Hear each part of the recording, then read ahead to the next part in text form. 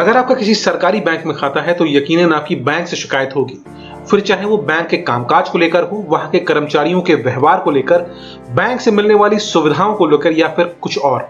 शिकायतों की लंबी फहरिस्त होगी और आप खुद ये उम्मीद कब की छोड़ चुके होंगे कि उसमें कोई सुधार होगा। दलील होगी कि जब बैंक आपकी सामने से नहीं सुनता तो शिकायतों की कहां सुनेगा। तो आपको बता दें कि जल्द ही वो दिन फिरने वाले हैं। आरबीआई ने ऐसे बैंकों की कान खींचने, उन्हें सबक सिखाने और ग्राहकों को राहत देने का मन बना लिया है। और इसके लिए आरबीआई ने शिकायतों के निपटारे के लिए बाकायदा नई गाइडलाइंस तक जारी कर दी हैं, जिसमें बैंकों के लिए दिशा निर्देश दिए गए हैं। नई गाइडलाइंस में साफ कहा गया है कि अगर बैंक के खिलाफ ज्यादा शिकायतें आती हैं तो उस बैंक पर जुर्माना लगेगा।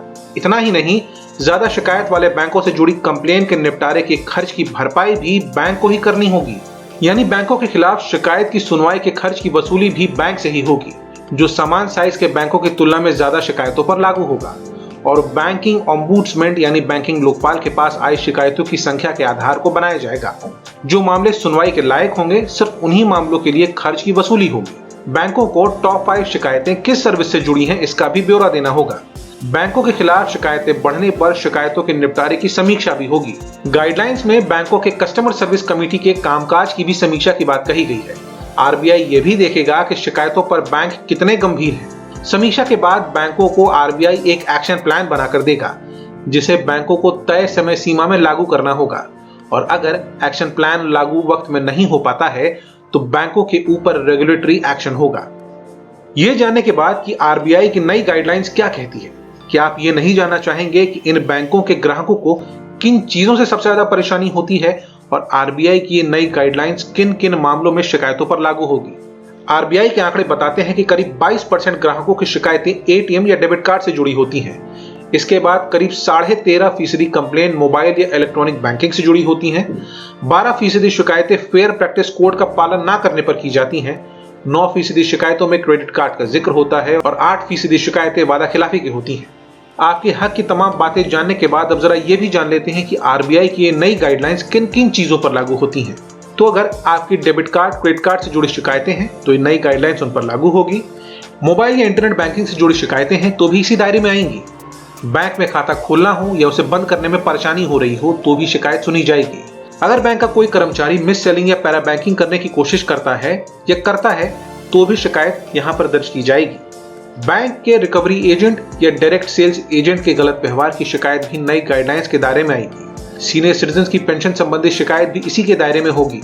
लोन या एडवांस से जुड़ी कोई भी शिकायत हो तो तुरंत काम होगा। बिना नोटिस चार्ज काटने, अधिक चार्ज काटने या फिर फोरक्लोजर चार्ज वसूलने की शिकायत भी नई गाइडलाइंस के तहत की जा सकती है।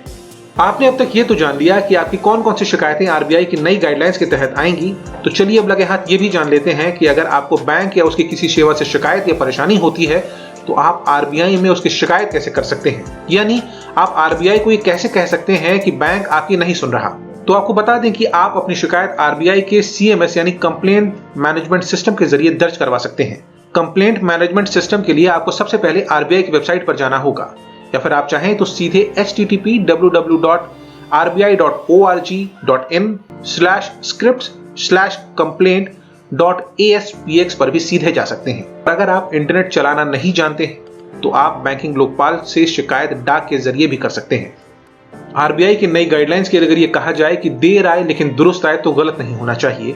लेकिन ये नई गाइडलाइंस एक चीज की तरफ इशारा करती हैं और वो है बदलाव, जो बता रहा है कि बैंकों को ग्राहक की अहमियत समझनी होगी और अगर वो ऐसा नहीं करते हैं तो फिर उन्हें सबक सिखाने के लिए आरबीआई हाथों में छड़ी लेकर इंतजार कर रही है।